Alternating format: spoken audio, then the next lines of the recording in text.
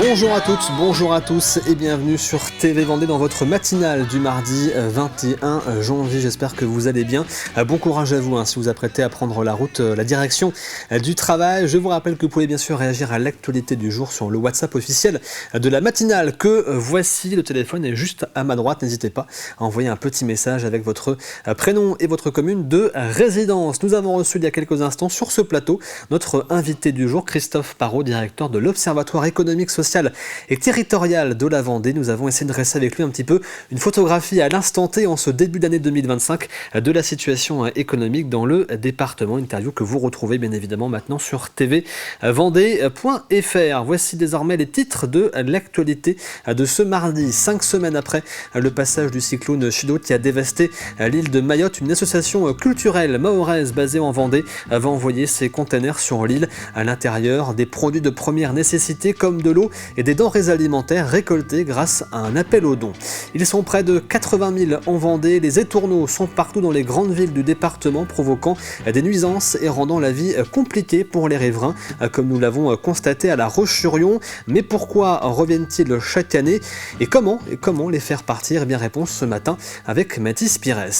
Pendant 11 ans, il a été cycliste professionnel et après avoir mis un terme à sa carrière en 2021, il lui a fallu se reconvertir et il a choisi un secteur qui pourrait étonner pour un ancien sportif de haut niveau. Rencontre ce matin avec Kevin Reza qui a ouvert sa micro-crèche le mois dernier du côté de Esnay. Mais avant cela, on fait un petit tour du côté de votre météo donc pour aujourd'hui avec les nuages bas qui vont nous rejoindre dans la journée, qui vont venir masquer au fur et à mesure le soleil. Comptez 0 à 3 degrés pour ce matin. Dans l'après-midi, les températures seront un peu plus élevées avec 8 degrés dans les terres, 9 degrés sur le littoral vendéen. Un petit point maintenant sur les marées pour ce mardi avec donc une basse mer à 3h et 15h40, pleine mer à 8h50 et 21h30, coefficient de 48 à 43. Le passage du Gois, lui, sera au plus bas aux alentours de 15h30. On fait le point également sur vos marchés pour aujourd'hui avec 3 marchés. Donc ce mardi, celui de Chaland, c'est de 8h30 à 13h sous les halles, tout simplement les nouvelles halles de Chaland, mais également dans une partie du centre-ville. Le marché de Saint-Laurent-sur-Sèvre, attention, c'est en fin de journée de 16h30 à 20h, place de la mairie. Et puis celui de Talmont-Saint-Hilaire de 9h à 13h sur la place du Perret. On fait un petit point maintenant sur vos conditions de circulation avec les traditionnels bouchons actuellement, notamment du côté de La Roche-sur-Yon. Et attention aux travaux sur la D746, l'axe La Roche-sur-Yon-Luçon. Il y a plusieurs circulations alternées avec à la fois des travaux d'élayage mais aussi d'enfouissement des réseaux. Travaux également sur la D160 à l'entrée des Sables d'Olonne avec une circulation réduite sur une seule voie au niveau de l'hôpital. Également travaux sur la D137, l'axe Chantonnay-Saint-Hermine avec là aussi une circulation alternée au niveau de Féol. Et puis dernière zone de travaux sur la D160 à la fois entre la commune de La Ferrière et celle d'Essart-en-Bocage, mais aussi entre la commune d'Essart-en-Bocage et celle de Sainte-Florence. Il y a plusieurs circulations alternées avec des travaux d'installation de la fibre. Et en ce mardi 21 janvier, nous fêtons les Agnès. Bonne fête donc à toutes. Il est temps maintenant de passer à l'actualité du jour. Voici le journal.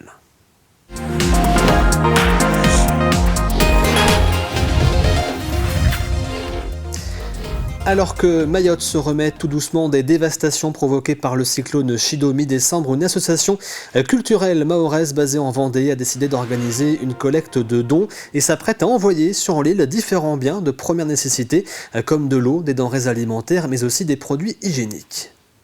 J'ai tous mes proches à Mayotte et puis avec ce cyclone, on va dire que physiquement, il vaut bien, mais après, ils sont exténués. Là, on en profite parce que en fait, ça nous touche encore d'autant plus parce qu'on est des enfants de là-bas. Et c'est vrai que ce cyclone a tout dévasté, c'est le mot qu'on puisse dire. Aujourd'hui, on a une association à Mayotte, plus précisément vers le nord, auquel eux, ils sont prêts, ils sont bien organisés justement pour tout recevoir et pouvoir les distribuer dans la commune là-bas. L'association a été créée pour aider les jeunes étudiants qui arrivent ici en Vendée, les accompagner au niveau administratif pour ne pas les laisser seuls. On expédie le don directement à des associations qui sont sur place pour faire la distribution. Des bouteilles d'eau, des gels douche, des serviettes hygiéniques pour les femmes, des couches pour les bébés, des gels hydroalcooliques. Ça a été rapide et efficace, donc c'est très bien. Donc un grand merci à eux et à ceux qu'on connaît, ceux qu'on ne connaît pas. Et nous venons de l'apprendre à l'instant, la gendarmerie de la Vendée vient de lancer un appel à témoins pour disparition inquiétante sur le secteur des herbiers pour monsieur Geoffrey Domagala, âgé de 38 ans, domicilié aux herbiers. Il a quitté son domicile à pied, demeure introuvable depuis ce lundi 9h50. Si vous disposez d'informations permettant de le localiser, veuillez contacter immédiatement la brigade de gendarmerie des herbiers. Nous y reviendrons dans nos prochaines éditions. Vous les avez sans doute remarqués dans le ciel ou installés sur les arbres dans les grandes villes du département. Les étourneaux sont particulièrement nombreux et présents dans le département depuis quelques semaines. Début janvier, ils étaient près de 80 000 dans le ciel vendéen. Exemple à La Roche-sur-Yon où la municipalité enchaîne les campagnes d'effarouchement car les étourneaux provoquent de nombreuses nuisances et les rues et les places sont envahies par la fiente. Reportage de Mathis Pires. Place de la Vendée, 18h. Les premiers étourneaux arrivent. Depuis décembre, entre 70 et 80 000 étourneaux survolent cette place. Et chaque soir, chaque oiseau produit une quinzaine de grammes d'excréments. Recouvrant le sol et le mobilier urbain, cette voiture par exemple, restée trop longtemps stationnée, en a aussi fait les frais. Alors les fientes des tourneaux, en fait, vous les voyez au sol, là, c'est l'odeur et puis l'aspect un peu sale quand même qu'on peut constater. Ça fait quand même une sacrée concentration de fientes, d'odeurs, de bruit qui sont assez désagréables en fait. Une situation désagréable pour les habitants proches de la place. J'ai un appartement avec une terrasse, j'attends qu'il soit parti pour la nettoyer parce que ça sert à rien. Et sur les façades, il n'y avait jamais autant de déjections. C'est surtout ça qui est surprenant. La raison de la forte présence de ces volatiles est un phénomène naturel. À cette période de l'année, l'ouest de la France est placé au milieu du passage de ces migrateurs. Les étourneaux ici, vous avez deux populations qui investissent La Roche-sur-Yon à deux mondes différents. Vous avez d'une part en juillet des oiseaux qui vont venir, qui sont des oiseaux autochtones. Donc c'est post-saison de reproduction, les couples et leurs jeunes se rassemblent et s'installent en dortoir en centre-ville une fois encore pour être à l'abri de leurs prédateurs. Première raison. Et ensuite en novembre, généralement, on a une deuxième population qui elle arrive, soit de Scandinavie, soit de Russie directement, et qui elle est sur un processus migratoire. Ce processus migratoire normalement est censé les pousser jusqu'en Espagne, mais si ils ont des ressources alimentaires et de la sécurité, ils restent tant que les deux éléments sont conjugués. Donc nous, on ne peut pas jouer sur les ressources alimentaires, donc on joue sur la sécurité pour provoquer un départ migratoire vers le sud. Pour les pousser vers l'Espagne, ils utilisent un rapace, mais aussi des moyens pyrotechniques. Nicolas et son équipe sont restés 3 nuits sur place pour faire fuir les étourneaux. On les fait chasser sans jet. Le centre aquatique du Pays des Achats a organisé la semaine dernière une journée de prévention sur le thème de la sécurité et du sauvetage, notamment dans les piscines privées. L'objectif, mieux former les propriétaires de piscines au risque de noyade et aux bons gestes à adopter dans ce cas de figure. En 2024, entre le début du mois de juin et la fin du mois d'août, près de 980 noyades ont été enregistrées en France, avec près de 270 décès. Ce qui permet d'éviter la noyade, c'est déjà d'avoir une bonne connaissance soi-même de ses capacités. C'est essentiel. Et donc, lors de cette journée, on va pouvoir se tester dans différentes situations.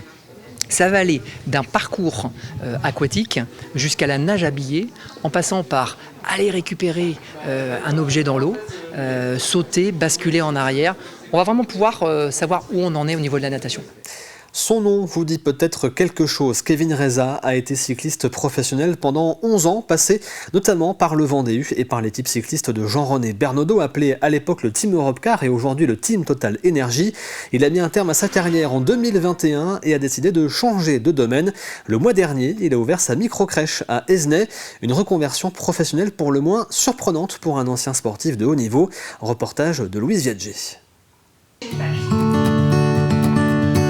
Des jouets, des toboggans et des enfants, le quotidien de Kevin n'a plus rien à voir avec sa carrière de sportif de haut niveau.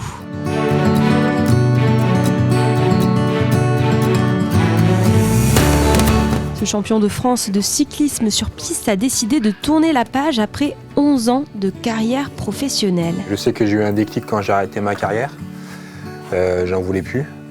C'était une chose qui était claire net dans mon esprit. Après, j'ai eu quand même 2 bons mois de réflexion pour savoir ce que je voulais faire exactement et de quelle manière je voulais aussi m'y prendre. Et voilà, j'ai arrêté ma carrière fin d'année 2021 et en 2 mois, je savais vers où me tourner, vers quelle personne me diriger. Et ça a été assez simple et limpide pour moi, quoi. La Raise Moquette, sa micro-crèche, est ouverte depuis le mois de décembre. La Raise, c'est le surnom donné par ses coéquipiers au début de sa carrière de cycliste en Vendée. Et il me fallait illustrer ce surnom à mon univers qui était le vélo. Et je me suis dit pourquoi pas avoir des petits bonhommes sur leur vélo avec, en référence à mes amis qui me tiennent à cœur et puis qui me suivent toujours et qui, moi aussi, je les suis toujours dans leur carrière. Kevin garde toujours des traces de son passé de sportif de haut niveau, une expérience qui l'aide aussi aujourd'hui à gérer sa société. Voilà, j'ai eu des petits pépins par rapport au début de ma crèche. Si j'avais pas eu le mental et les montagnes russes que j'ai pu avoir tout au long de ma carrière, je pense que j'aurais déjà laissé tomber et puis je serais passé à autre chose. Voilà, les petits pépins qu'on peut avoir dans la vie de tous les jours, ça me paraît simple à gérer. L'ancien coureur espère ouvrir une deuxième crèche dans quelques années. On parle maintenant de softball, une nouvelle discipline dérivée du baseball et qui semble plaire de plus en plus en Vendée. Et ce sport sera d'ailleurs à l'honneur lors des Jeux Olympiques de 2028. Un sport qui gagne en popularité avec la mise en avant de l'esprit d'équipe et le partage. Petite explication donc du softball avec le coach de l'équipe de Champ-Saint-Père à l'occasion de leur match contre La Rochelle. Ce qui change essentiellement entre le baseball et le softball, c'est la taille du terrain. En softball, le terrain est plus petit, ce qui fait qu'il y a un jeu qui est plus rapide. Les balles sont plus grosses et ce qui change vraiment le plus, c'est la façon de lancer. Au baseball, on lance essentiellement par-dessus, alors qu'au softball, on doit lancer obligatoirement par en dessous. Alors à ma connaissance, c'est plus ou moins en train de se développer quand même, surtout au niveau du niveau de jeu. Par rapport à quand j'ai commencé dans notre région, le niveau de jeu a quand même énormément augmenté. Donc l'idée, c'est justement essayer de recruter des gens et que ça se fasse connaître le plus possible. Là, cette année, on est un peu faible sur la section des jeunes parce qu'on n'a pas eu de forum des sports parce qu'il y a eu tous les 2 ans. Donc on espère sur l'année prochaine pouvoir recruter beaucoup plus de personnes. Dimanche dernier, l'église de Châteauneuf accueillait une représentation de la comédie musicale Les Misérables. 2 séances de 2 heures étaient programmées avec environ 150 spectateurs à chaque fois venus assister au jeu des 5 acteurs présents. Ils reprenaient notamment les meilleurs titres de la comédie musicale de 1981. En mettant des costumes, on va dire, de base, on représente plusieurs personnages. Donc en changeant de veste, on bascule par exemple de Jean Valjean à Enjolras. Il y en a qui basculent de Fantine à Madame Thénardier. Enfin, voilà, juste des petits accessoires qui montrent comment le spectacle évolue. Et nous avons un narrateur en voix off qui permet de raconter l'histoire pour pas que les gens soient perdus dans l'histoire. Le cadre est très beau, l'acoustique est très intéressante. Ça fait drôle d'entendre les voix résonner comme ça.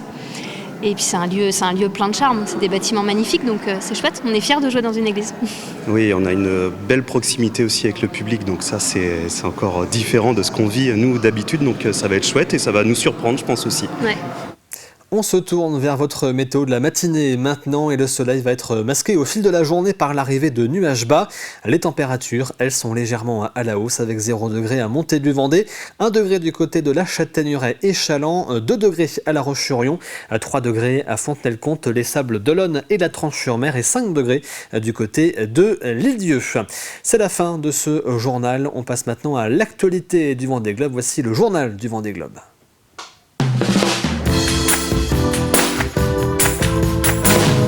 Alexandre Lenaour fait donc le point pour nous sur la situation actuelle de la flotte et le classement, avec notamment une météo très capricieuse pour Jérémy Bayou et Sam Goulchal, respectivement 4e et 5e, avec une météo qui met donc à rude épreuve à la fois les skippers mais aussi les bateaux. Regardez.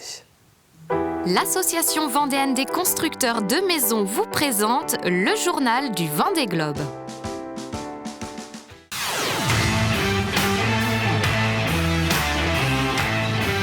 Le podium désormais connu, l'un des enjeux majeurs de cette 13e semaine de course, se trouve dans la lutte pour les places du top 5 et du top 10. Et sur la route des Sables d'Olonne, la tête de course doit désormais composer avec une très forte dépression autour des Açores. Rafale à 45 nœuds, vague de 8 mètres. Jérémy Bayou et Sam Goodchild étaient les premiers à la subir de plein fouet ces dernières heures. Allez, des montagnes de vagues, faut pas qu'il y ait plus là.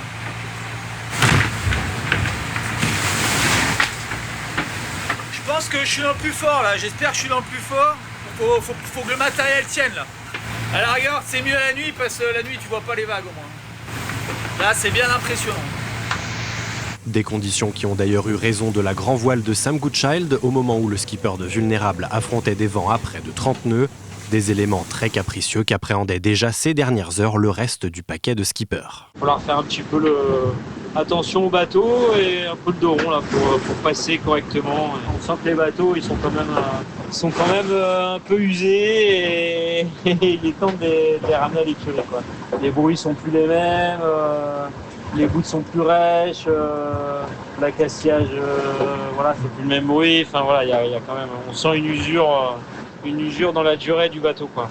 Plus au sud, le groupe de 4 mené par Benjamin Dutreux se place dans sa remontée de l'Atlantique Nord et constate déjà, lui aussi, l'état dégradé de la mer. C'était par exemple le cas de l'Allemand Boris Herrmann qui continue de naviguer avec son foil bâbord abîmé. Là, l'état de la mer est mauvais et le bateau tape très fort.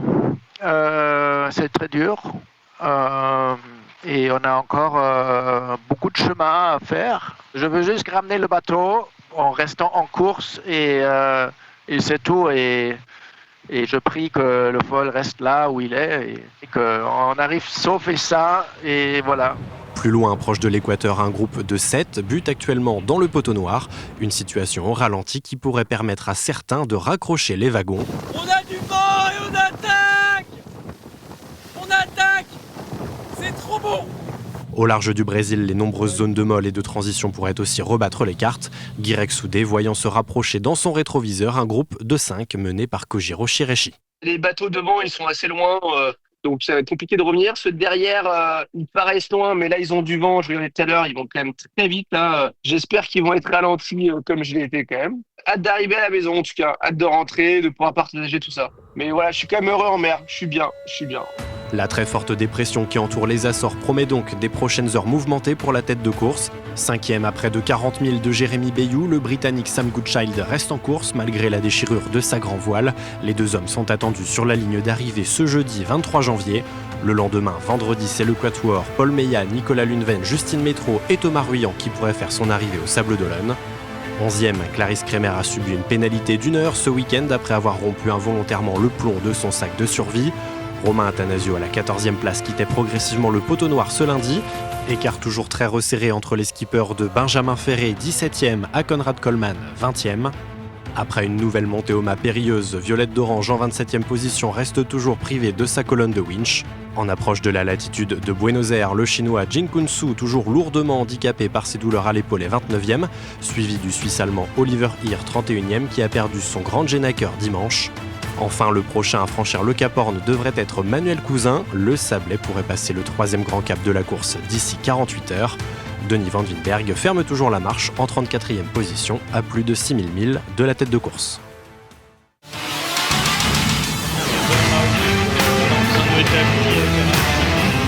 C'était le journal du Vendée Globe par l'Association vendéenne des constructeurs de maisons.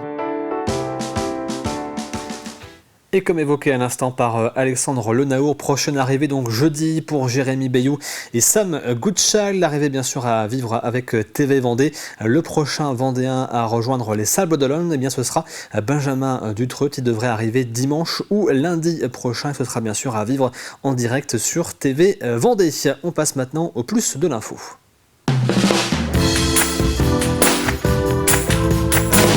Et durant les prochaines semaines, eh bien, le plus de l'info est consacré aux communautés de communes, du département de la Vendée. Nous sommes allés à la rencontre de leurs présidentes et présidents afin de connaître leur vision de l'année qui débute et leurs différents projets.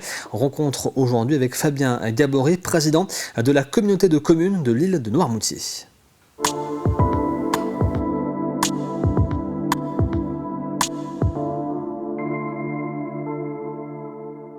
une belle et heureuse année à tous, que je souhaite vraiment apaiser, et puis sous le signe, bien évidemment, de la durabilité et de la prospérité pour tous. Cette année, j'ai pris la décision avec notre bureau élargi de ne pas tenir de cérémonie des vœux dans un contexte d'élaboration budgétaire qui peut être un petit peu compliqué, et puis aussi avec un besoin d'investissement sur le littoral, et notamment lié à la défense contre la mer, à l'adaptation et à un peu la résilience du territoire face aux nouveaux enjeux de dérèglement climatique.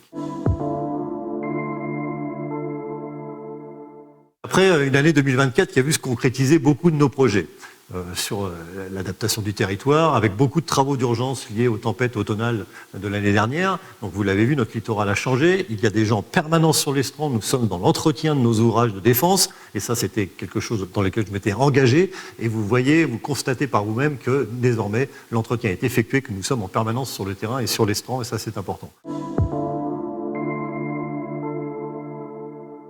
Nous irons, au cours du premier trimestre, avec mes vice-présidents, à la rencontre de l'ensemble des acteurs économiques de l'île pour faire un petit bilan de cette saison passée et de celle qui arrive, et aussi de proposer nos projets, et notamment sur l'accompagnement de l'économie via le logement et toutes les problématiques insulaires afférentes. Et puis ensuite, nous irons aussi avec une nouvelle formule dans les communes, avec des permanences pour recevoir l'ensemble des Iliennes et des Iliens, comme je l'ai dit, que ce soit d'origine permanente, saisonnier ou visiteurs, pour bien expliquer les projets de la communauté de communes, et puis avoir aussi la co-construction possible avec eux pour échanger sur ce qu'on veut faire de notre île dans les 10 ans qui viennent, liés à l'élaboration de notre plan local intercommunal d'urbanisme, et aussi avec les nouvelles moutures du PPRL qui arrivent. Et puis cette année, 2025, va voir se concrétiser beaucoup de nos projets que nous avons intimés depuis 2 ans, et notamment sur le logement. Vous allez pouvoir voir les anciennes se rénover, vous allez pouvoir voir les 5 logements du Trésor public qui vont sortir de terre, et puis pas mal de rénovations sur du bâti existant que nous avons acheté et que nous avons appelé le parc intercommunal de logement, et ça en soutien à l'économie. Le deuxième est qui va voir l'aboutissement du projet des portes anti-submersion. Donc là, la défense contre la mer et la protection des populations avec ces 3 portes anti-submersion de type secteur, un peu vénitienne, qui vont venir clôturer nos 3 étiers. Donc on a 1 an d'instruction réglementaire, mais on va être aussi dans la consultation des entreprises dès cette année et pouvoir démarrer les travaux en 2026. Donc une année de préparation sur ce projet d'envergure européenne et qui viendra se concrétiser en début d'année 2026. Voilà pour les grandes priorités de cette année.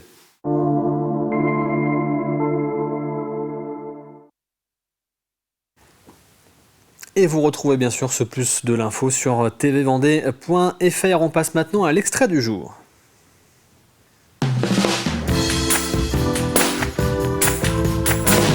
Et l'extrait ce matin, eh bien, c'est l'émission Backstage présentée par David Auvinet. Il reçoit aujourd'hui sur son plateau le collectif de rappeurs vendéens 44K. Alors tiens, j'ai une question qui nous vient du collège Saint-Louis de La Roche-sur-Yon. Okay.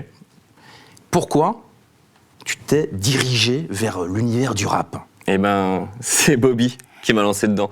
En 2013-2014, on était ensemble en études supérieures et il m'a fait remarquer que je m'exprimais très très vite et que j'avais une diction qui était assez ok. Et il m'a demandé pourquoi est-ce que je faisais pas du rap. En fait, c'est lui qui m'a invité à faire cet exercice de style. Il vous en parlera plus tard sur la partie de la chanson. Et c'est lui qui m'a un peu lancé là-dedans et ça m'a beaucoup plu comme exercice. Étant donné que je suis dyslexique et dysorthographique, c'était vraiment un challenge pour moi de faire ça. Et ça a été vraiment un grand plaisir et ça dure maintenant depuis presque 10 ans.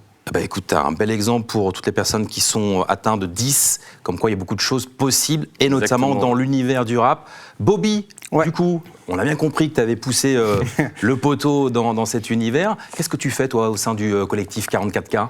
Alors pareil, moi je lyriciste, hein, j'écris des paroles, je suis chanteur, je suis celui qui chante, qui apporte de la mélodie dans le collectif.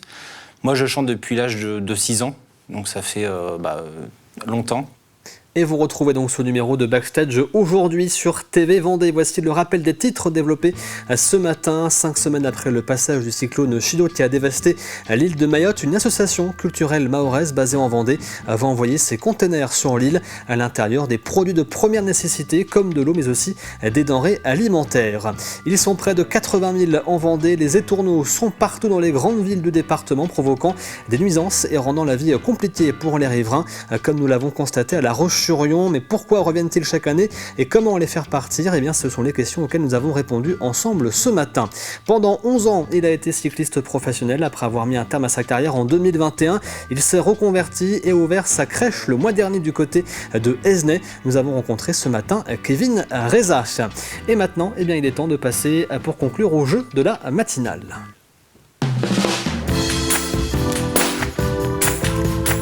Et à gagner cette semaine, je le rappelle, un coffret de bougies fabriqué en Vendée avec Max et Sylvie. Et voici la question de cette semaine. Dans quelle commune s'est déroulée l'émission Bienvenue au Jardin diffusée le week-end dernier? Et voici l'indice du jour. Le parc de cette commune que vous voyez actuellement à l'image, eh bien, a une histoire vieille de 600 ans. Vous retrouvez bien sûr la question et l'ensemble des indices sur tvvendée.fr. On arrive à la fin de cette matinale. Merci à vous de l'avoir suivi. L'actualité revient avec le journal de midi et demi présenté par Aurélien Huard. Quant à moi, je vous dis très bonne journée et rendez-vous demain matin.